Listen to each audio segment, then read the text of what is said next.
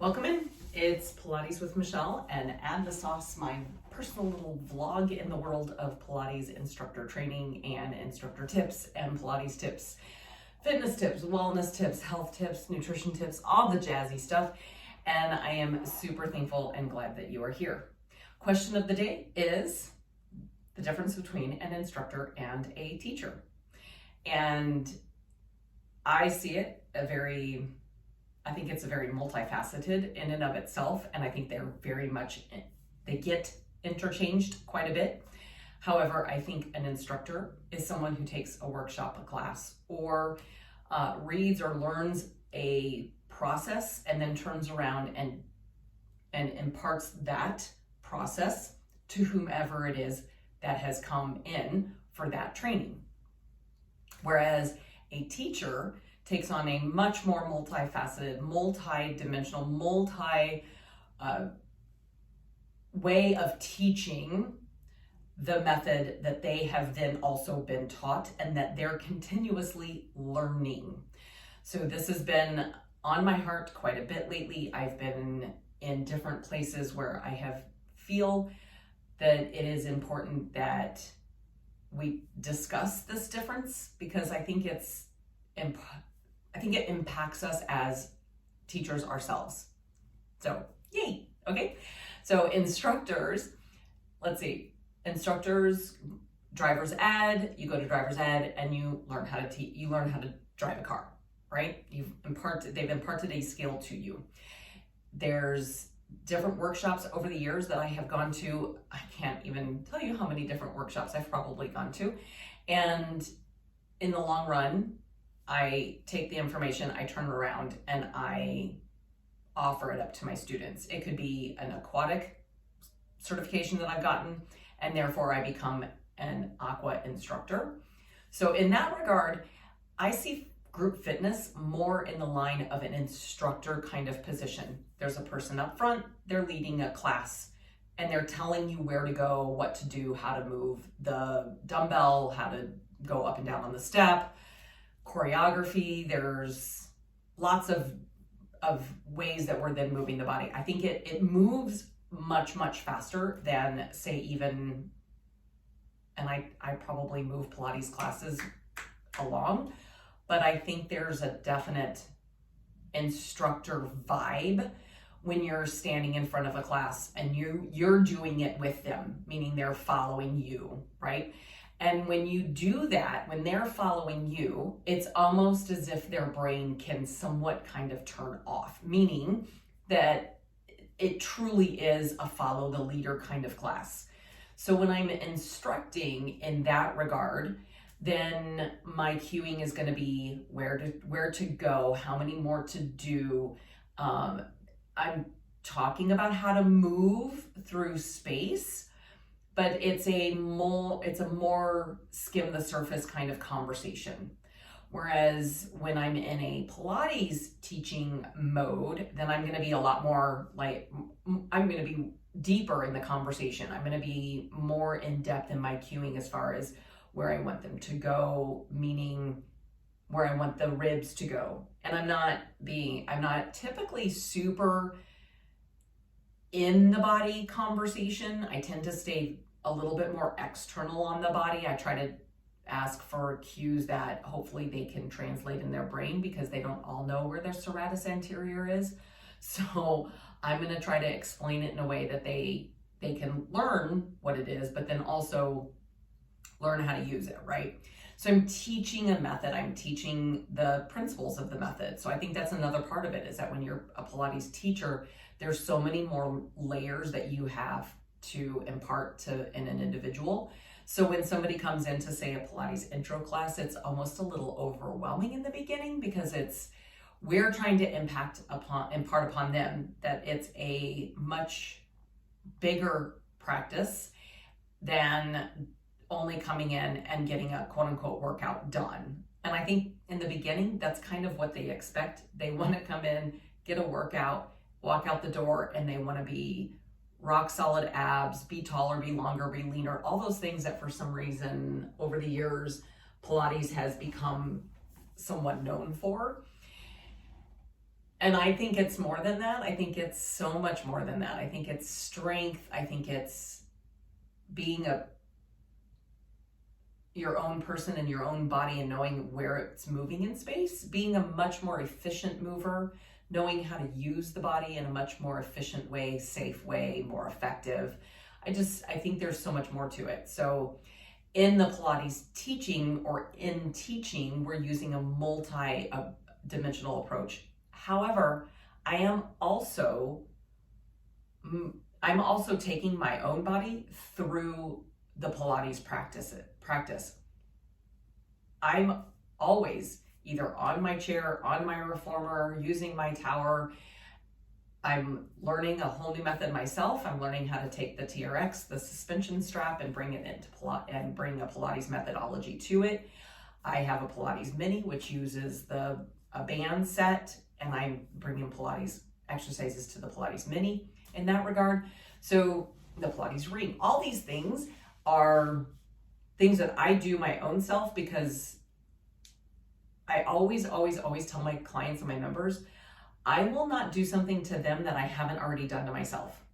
So if you're running through the Instagram world and you see the coolest new little exercise to do on the reformer and you're like, oh, that's so awesome, I'm going to turn around, I'm going to teach my class that. If you have not done that in your own body, please do not do that.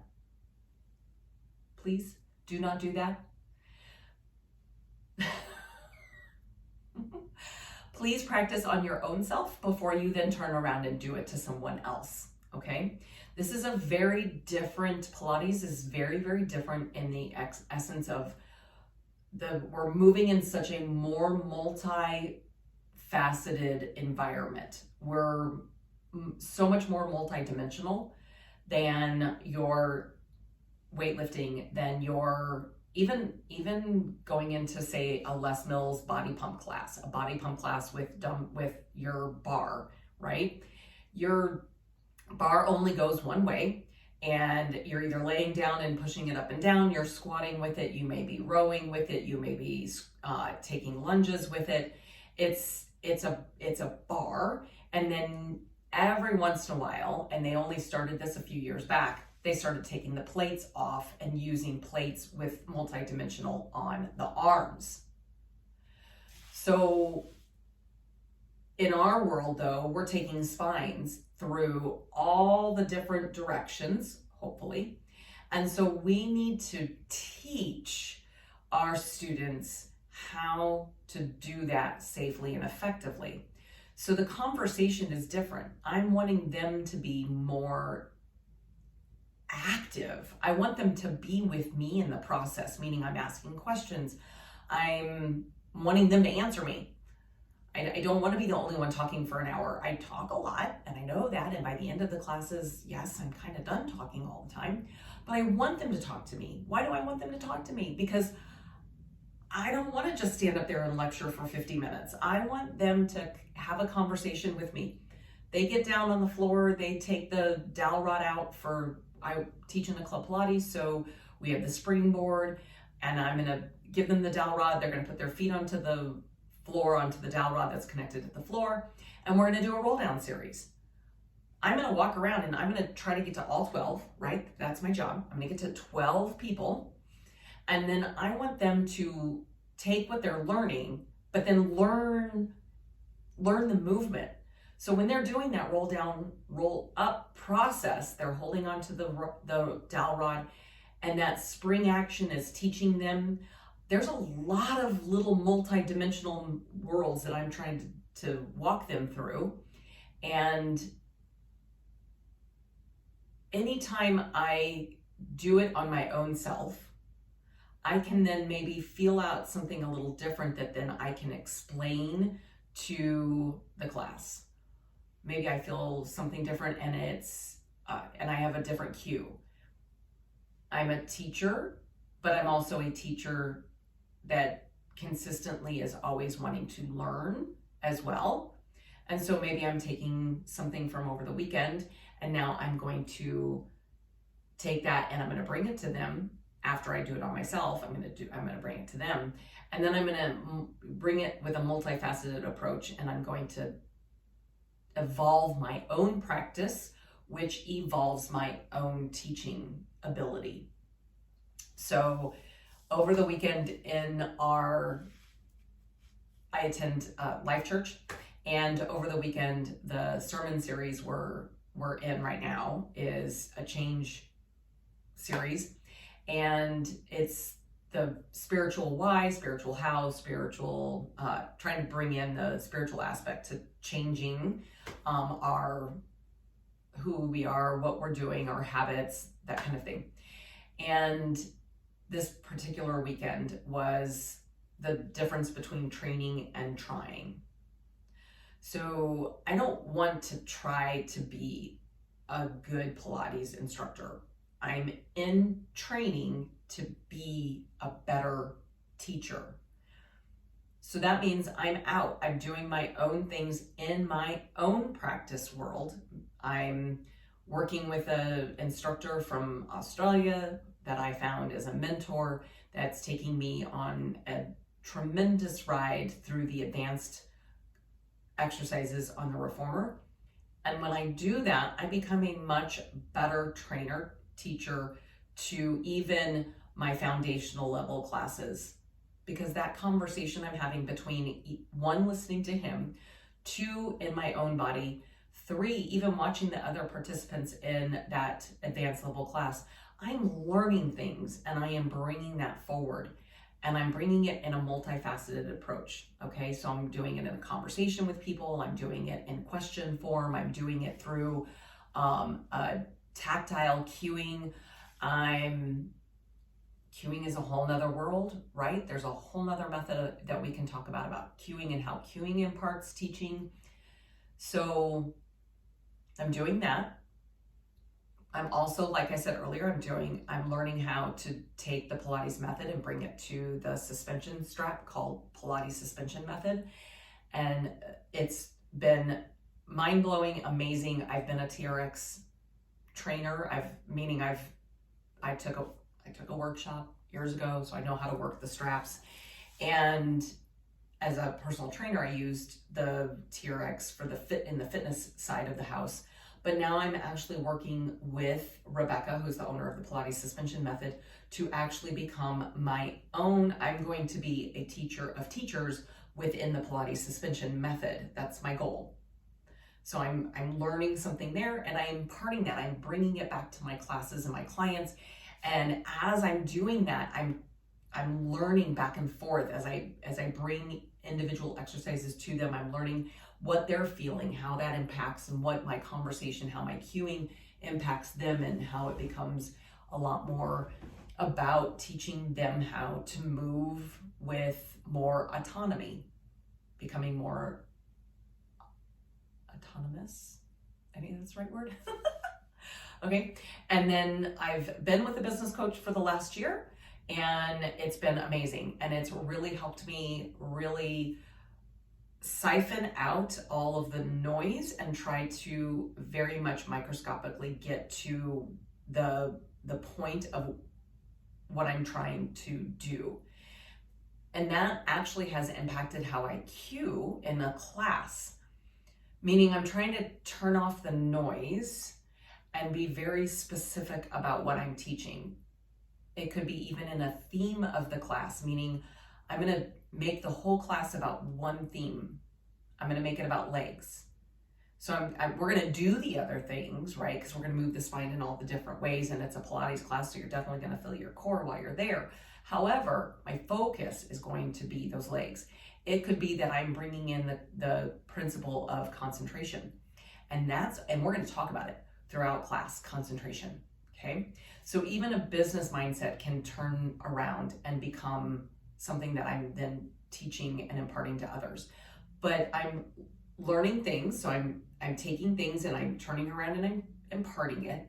But I'm trying to do it in a way that's a give and take, that I'm creating people on the other end to be mindful, functional movers.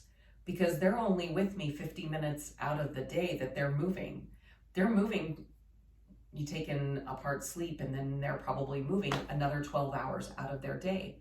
And I want them to move efficiently, effectively, safely, and from their core, centered and purposeful and constant. I want all those things to continue outside of the studio. I want them to get in and out of their car with thought and process. I want them to get in and out of bed. I want them to do life because it feels better because they're doing it with a lot more purpose in their movement.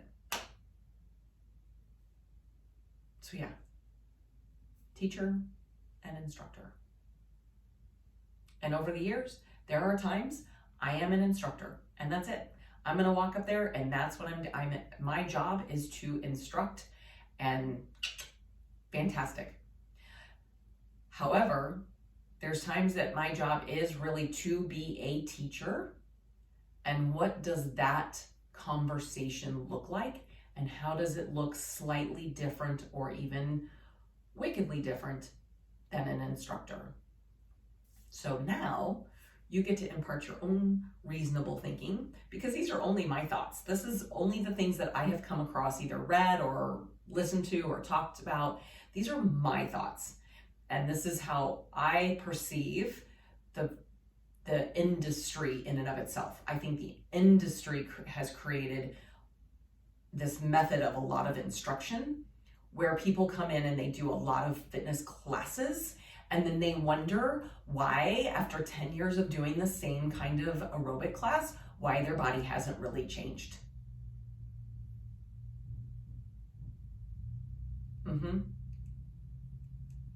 That's a thing. And what I want is to have them, even within 30 sessions of a Pilates class, for them to have a whole new body, as in a body that moves more effectively, more efficiently, with more thought process, more control, more concentrated effort. They move better, they stand better, they sit better, they sleep better, they do all things with a lot more purpose and control in what they're doing. They eat better because they're doing this method that suddenly they feel like, oh, I'm like standing taller. And so they're eating better, right? They go do their fitness class and actually they get a lot more out of it now because what they learned and how they learned how to move in Pilates. That's the magic that you're bringing to people. And then if you're a student of Pilates, this is the magic we're trying to impart on you. Okay. Have a fantastic rest of your day. Drop me a line. Let me know what your thoughts are. Okay. Cheers.